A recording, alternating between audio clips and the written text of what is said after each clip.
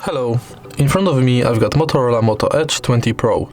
In this video I'll show you how to use Google Assistant on lock screen. Firstly, enter Google app. Tap button in the right corner, go to settings, enter Google Assistant, and now enter voice match.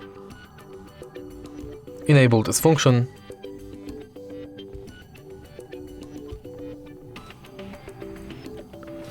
Go back, enter lock screen.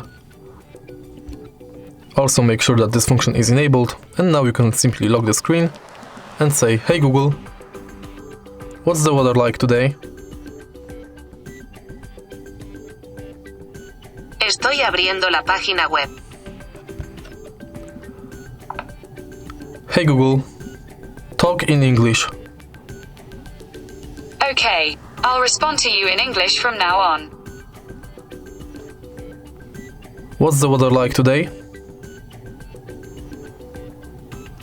It's 6 with rain. Today, there will be showers, with a high of 7 and a low of 1. And tomorrow, it'll be partly cloudy. If you find this video helpful, please leave a like, comment and subscribe.